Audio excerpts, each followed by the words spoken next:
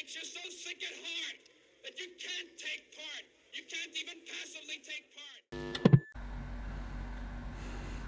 It's the 4th of July, so I want to make today's video on a amusing yet incredibly ridiculous op-ed by Bernard Goldberg in The Hill that pretty much exemplifies a particular toxic form of American patriotism, and not just American patriotism. I think this could be applied to a lot of manifestations of British patriotism, and just in general. So the article is titled "A July 4th Thought: If America's so bad, why do so many want to come here?" And by that title you can sort of see where it's going, and rest assured it will not disappoint you. So let's start reading. I don't know if elites on the hard left really hate this country, as more than a few conservatives believes they do, but I know this much for certain. They have no love for present-day America, the country we live in.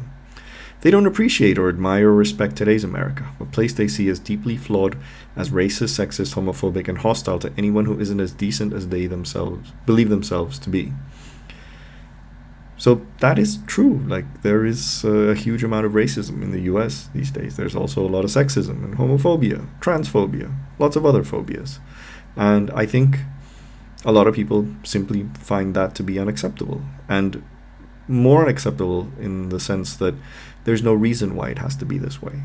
And I want this to be sort of the central thought of my critique to this article. It's not that things are as bad as they could be, or that they're as bad as they were in the past, or that they're as bad as in other places around the world. It's simply that the US is not living up to its own potential, to its own capacity, especially being the wealthiest country in human history. To them, the American flag is not a symbol of anything worthy of their admiration, let alone something worth fighting for. To many of them, the flag is just one more symbol of white supremacy and oppression. So, yeah, you're in your right to feel that the flag doesn't represent you, or at least the values that are traditionally assigned to the flag's meaning, or its emotional meaning, do not apply to you. And I would say this especially as if you were black in the US, you would definitely have a lot of good reasons to not feel that the flag represents you. I mean, you cannot think that a country that fought World War II, supposedly to fight against Nazi Germany's racism, while simultaneously maintaining a segregated society, is consistent with the supposed principles in which you fought that war. So I can totally understand why people would feel this way. And this idea of like people fighting for the flag is such a ridiculous conservative rhetoric. Like, no one really fights for the flag. The flag becomes a symbol of your country, which might be fighting for other values, some good values, some not so good values. But let me just give you an example. If a grenade fell and you had the option of saving a fellow soldier or a flag, which would you save? Most people would probably want to save the other soldier, because there's a human being there, right? Not the flag. So anyway, you may know about Gwen Berry, the African-American athlete and Black Lives Matter activist who will go to the Olympics in Japan this summer to participate in the hammer throwing competition. She came in third in the national trials, and while the first and second place finishers stood respectfully, hands over their hearts, facing the flag as the national anthem was played, Berry turned her back on the flag and covered her head with a t-shirt with the motto "Activist Athlete." Later she said, "The anthem doesn't speak to me. It never has." Fine with that. Again, same thing with the flag. And by the way, history has a way of looking positively at these kind of statements. Back in the Mexico 1968 Olympics, you had the black athletes who did the Black Power salute in that very famous photo. And at the time, they were very heavily criticized, practically labeled as traitors by conservatives. And that photo has now gone down in history as being one of the most symbolic, one of the most, dare I say, American photographs of the 20th century. It's a beautiful photo. I love it, by the way. She's hardly alone among progressives. Ben Rhodes, a high-ranking, well-educated official in the Obama White House, writes in his new book, After the Fall, Being American in the World We've Made, that he would, quote, look at the flag that once stirred such emotion in me and feel absolutely nothing. Again, fine with that. Ask yourself, what does the US stand for these days? And not much. I mean, when's the last good war that the US fought? World War II? That's it. What does the US stand for in terms of, hyper-capitalism? Is that something that stirs passion in your heart? Global corporations destroying the environment, screwing over workers. Those are the values that you think the US, that makes you proud of being an American?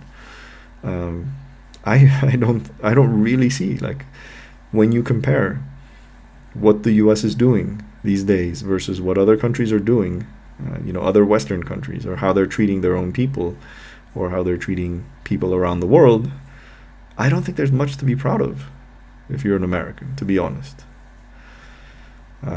It's a familiar refrain coming from America's progressive elites, but hey, so first of all, America's elites are liberal centrists. They're not progressives. There's very few progressives in actual positions of power. So the right loves to make this equivalence of, everyone who is left of center must be a progressive, and they lump them in the same category. That is patently false. Progressives don't have power in the US. They have some degree of, cultural power or media power in certain circles, very limited circles. But what he calls progressive elites are really liberal centrist elites, not progressives. And they often use the language of wokeness, but they don't really stand by these things. It's just performative. They don't really care about it. But hey, it's a free country, so like everyone else, they can believe whatever they wish. So why are you complaining? Why are you writing an op-ed if you admit that they can do whatever they want? Still, facts matter, regardless of how you feel about the country that gives you the right, the constitutional right, no less, to bash it. So let's consider a few facts. People from Mexico and Central America leave their homes and make their way across dangerous terrain to start a new life in America. Why would so many Latinos want to come to a country that supposedly has so little respect for minorities? Well, Bernard, there's two reasons. One is economic. In fact, the bulk of global migration is for economic reasons. And so obviously, if you want a better life for yourselves, and Central America is among the poorer parts of Latin America, which is already poorer than the US, that's why you have so much migration from those countries. There's a level of income after which you really stop migrating. And it doesn't mean that you have to be as rich as the US to not want to migrate there, but there's a level of affluence, of basic affluence, where you basically just stop migrating. Argentina is poorer than the US, much poorer. Yet Argentinians aren't really emigrating anywhere. Chileans as well, they're pretty well off now, even by global standards, so they don't emigrate. Uruguayans don't emigrate. Guess what, Bernard? Even Mexicans aren't emigrating that much. In case you didn't notice, these very well publicized Pew Research reports, which show that after 2005-ish, there's been net negative migration between Mexico and the US. So more Mexicans are actually leaving the US than they are arriving to the US. So that says something, I would say. Now, the other reason is security. And the bulk of migration from Central America today is due to security reasons. There has been an ongoing wave of violence for pretty much the better part of the last decade in the three main Northern Triangle countries, Guatemala, El Salvador, and Honduras. And that is the main reason that these people are leaving the country. And these are usually people who have had family members killed by urban gangs. And the fact that those countries are also relatively poor, even by Latin American standards, gives two good reasons of why they immigrate. But if you look at the data of border apprehensions, in 2019, this is this one bar that is quite higher. This was, the caravans that were very well publicized back in 2019. If you look at it, over half of the people who emigrated, the green is unaccompanied children or family unit members. So these aren't kids who are out there to steal your jobs. So put into context the reason why a lot of these people emigrate. And a lot of the violence in Central America is due to policies that the U.S. Basically pushed over the last couple of decades. I mean, the U.S. funded a lot of the civil wars in Central America during the 1980s. Subsequently, these ruined countries ended up having a lot of people emigrate to the U.S.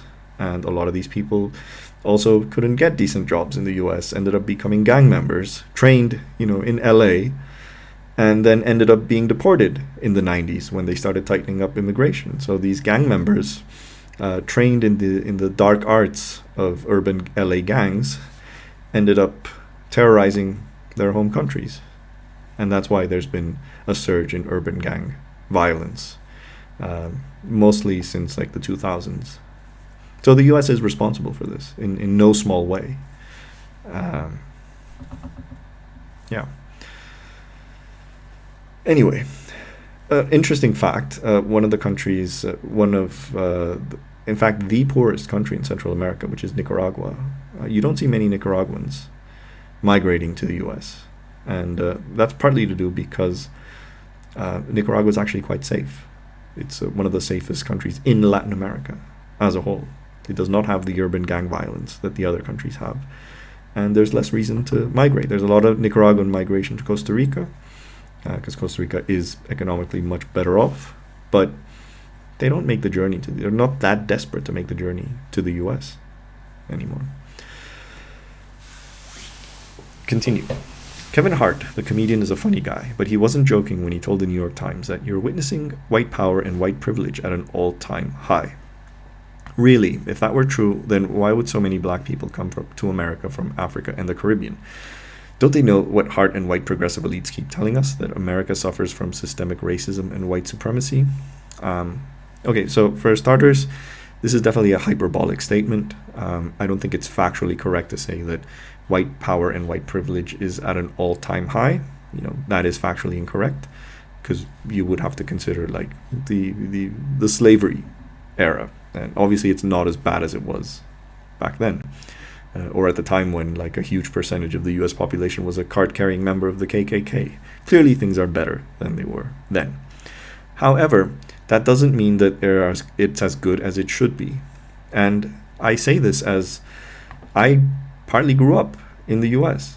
Part of my childhood was spent there. In fact, I graduated from high school in the US, in Washington, D.C. And I can tell you for a fact that when you look now at sort of, pictures of high schoolers doing Nazi salutes or making OK signs and being little Trumpistas, that didn't exist back then. And all this talk about this racism being just locker room talk and banner. I was in locker rooms in high school back then, late 90s, and this didn't go on. This just did not go on. This was not common. I'm sure there were perhaps closet racists among my classmates, but this was not out in the open the way that it is now. So it is much worse than I would have hated to be a high school student in the US nowadays, compared to when I actually was there. As for the black people coming from Africa and the Caribbean, at least from Africa, I don't know the data for black Caribbeans, but at least from Africa, these are mostly students, and these are mostly like relatively well-off people from their respective African countries who came to study, stayed, perhaps legally, perhaps illegally, I don't know.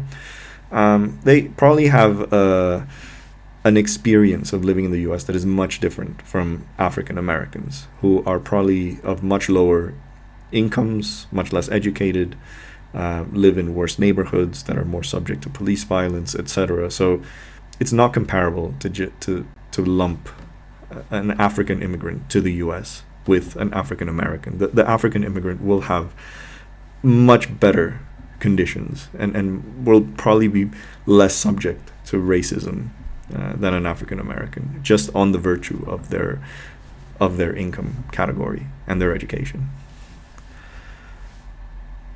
You think poor people and oppressed people living in Asia who want a better life are salivating at the prospect of moving to China, or would they rather come to the US? Even those on the progressive left, one would hope, know the answer to that. So this is a common right-wing tactic of just like setting your bar as low as possible and then saying, oh, well, the US is better than that.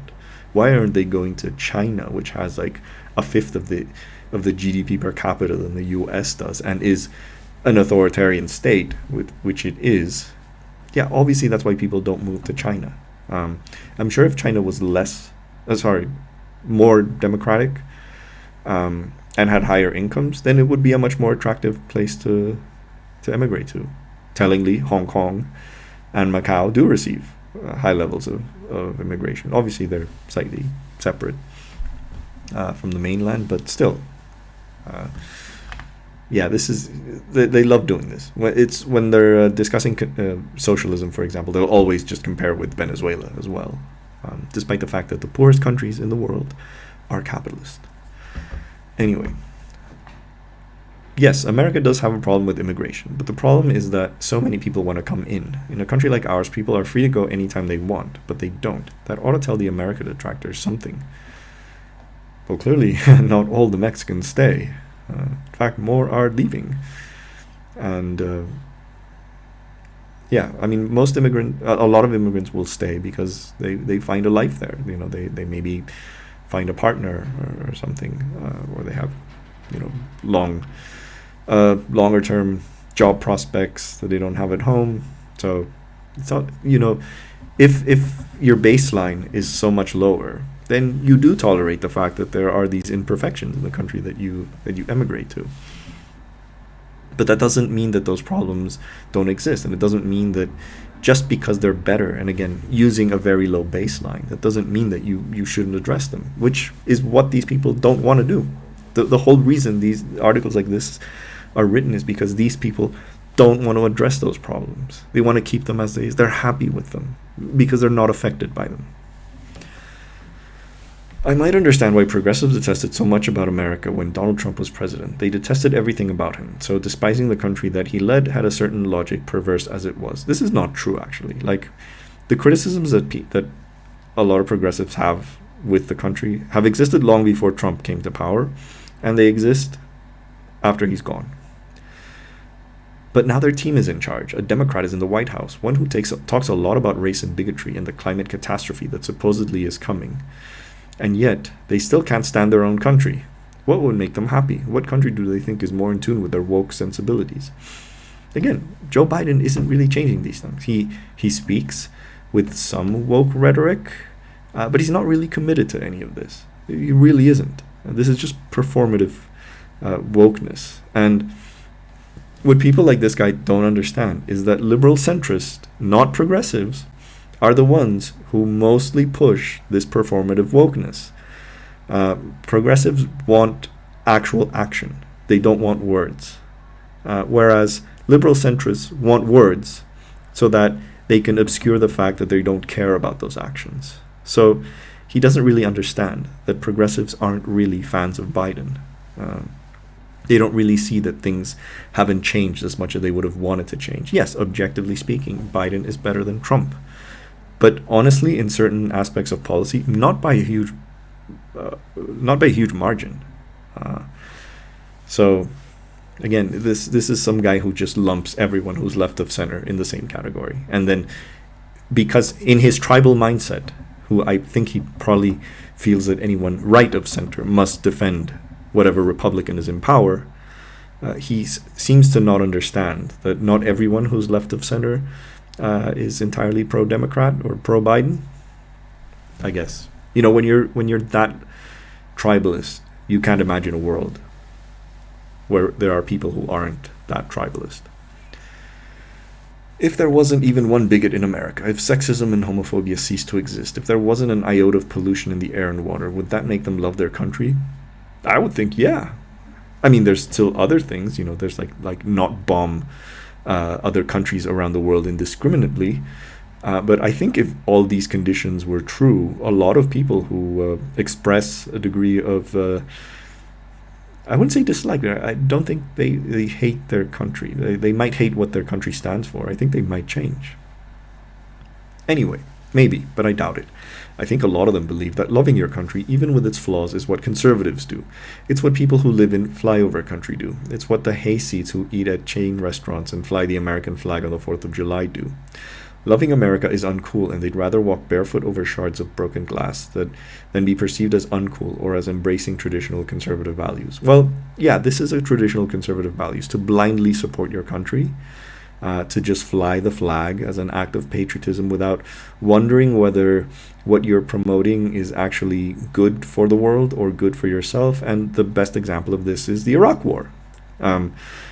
Pretty much almost every conservative back in the day supported the Iraq War. They were happy with bombing the living shit out of a country that you already bombed the living shit a decade before, doing it again, and essentially leaving the country in a cesspool of sectarian violence. And that was fine, because you got a hard-on at seeing American M1 tanks roll over a toppled statue of Saddam Hussein. That's what conservatives, that's what they support. They get essentially hard-ons for like vulgar displays of military power. They see the aircraft carriers, they see the stealth fighters and stealth bombers. That gives them a hard-on. And they never question, like, why do we spend all this money on all these things that really only do damage to the world? They kill people. They make the world more unstable, not less. And all this money could be used to build schools, build hospitals. And they don't care that they live in ignorance and squalor, that they'll go bankrupt or die from an infective abscess, which in any other Western country you would probably get treated for free. They don't care about that. They're happy. This is the mentality of just, as long as policy exists to own the libtards and bomb other countries, that's fine with me. That's what makes me happy. Those are traditional conservative values. And yes, I think that these are not values that anyone who genuinely loves their country should embrace. I think people who love their country should question its actions, should especially question those actions that are framed in a nationalist narrative. That's what real patriots do. Real patriots care about their people more than their country or their symbols. Real patriots care about the fact that thousands of American kids went to die in Iraq for no reason, or who have died in Afghanistan long after that war was clearly pointless. That's what real patriots do. They care about their people. They care about their citizens. They care about their countrymen and countrywomen. So this is not patriotic in any way. Just flying the flag on the 4th of July does not make you a patriot. And this is why I have such a strong visceral objection to often these public displays of nationalism, because that is not what nationalism really is. Anyway, but how bad can a country really be? They might want to ask themselves, if it allows its citizens to publicly denounce it with no fear of being sent to an American gulag. Try that in a lot of places, and if you're lucky and wind up dead or behind bars, you'll find yourself in a re-education camp. Now, this is partly true, like the level of political prisoners in the US is not comparable to like China or Russia or any other of these despotic countries with which a lot of leftists unfortunately end up defending. But this idea that there's no consequences to being a political rebel in the US, just ask Julian Assange, just ask Chelsea Manning. These are people who have been essentially persecuted with all the power of the US national security state for essentially revealing the less than virtuous actions of the US in other parts of the world and against its own people, spying against its own people. So if you think that people who expose war crimes are never subject to state oppression in the country of the US, you are factually wrong. And then there's obviously the more subtle manifestations of basically keeping people in check and the mass incarceration that has been the norm ever since the war on drugs started in the 1970s. That has to count for something. I mean, true, the US might not have the type of political prisoners that China has. It will not have the state-owned press and restrictions on freedom of speech or freedom of organization. That is true. But what does it say about a country that incarcerates more people than China does? A supposed democracy that incarcerates more people than an authoritarian state. The most repressive surveillance state in the world, China. And yet they still have less people in jail than the US does. That has to mean something to these so-called patriots. How bad can America be if it not only endured for nearly 250 years, but has worked hard to cleanse itself from its historical sins? Well, here's the thing. It hasn't cleansed itself. I mean, the fact that there's so much of a visceral reaction by conservatives to like toppling the statues of slave owners, to say that represents history, things like that. It really doesn't show me that conservatives really want to cleanse themselves of these sins. It doesn't even want to recognize them, in many cases, as sins. And it's not, again, this is the kind of Steven Pinker logic that I've always hated. It's like, well, things are slightly better than in the past, or slightly better than in another country, and therefore you should be grateful and shut the fuck up. And I completely disagree with this mentality, because you should be judged not on how much you've done, but on what you could achieve. And in this respect, the US really falls very short of what it could achieve. And the limit of what the US could achieve has to be framed in the context of this being the wealthiest, most powerful society on earth. Then really there should be nothing that is out of its capability. And yet Americans just fall into this mind prison of thinking that things can't change. The healthcare debate for me is the most illustrative. Like, how on earth can a country who thinks that in the 60s thought, I can make it to the moon, I can invent stealth bombers, yet somehow finds itself completely incapable of giving its people universal health care when every other Western country can do it. That's like the mind prison that Americans often incarcerate themselves in, and especially conservatives and liberal centrists as well. And it's really only the progressives this guy is complaining so much that they're complaining, that they can dream of a country that is actually better, that can actually reach the potential that it could.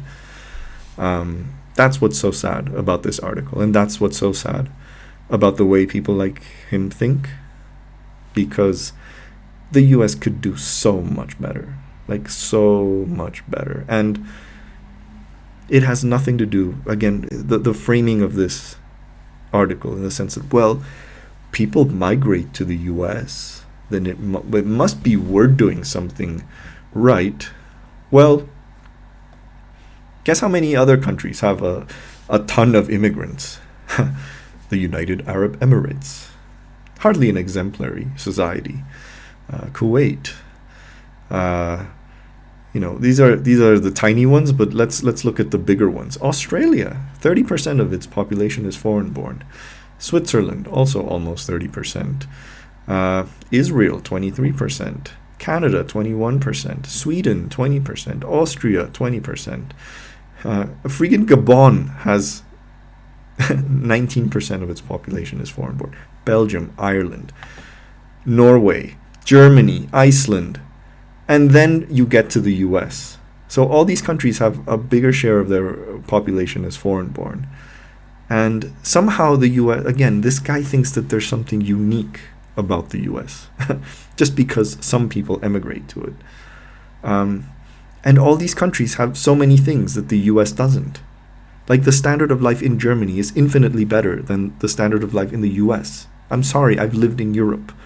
In fact, I still do. And I live probably in the worst country in Europe, Britain, in terms of a standard of living and quality of life in many respects, and it's still better than the U.S. I would not trade living in Britain for living in the U.S. So just imagine how much better it is, even in these other countries like Germany or Sweden or Belgium or Ireland. And that's what Americans don't get. They think they're special, and they're not. And again, this is just the mind prison that people like Bernard Goldberg put themselves into. And it's a vision of nationalism and patriotism that I don't think leads to actual progress. So, on that note, I will leave you with that, because for a lot of conservatives, that is progress. Just tanks blowing shit up, eagles with miniguns, and yeah, that's not progress. But it's a funny meme. So. Happy 4th of July to all my American viewers. I hope things get better, because it's a country that I've lived in. It's a country that I like in many ways, and there's a lot of people, American friends that I have. So I hope things get better for you guys. And on that note, please like, please share, please subscribe, and see you later.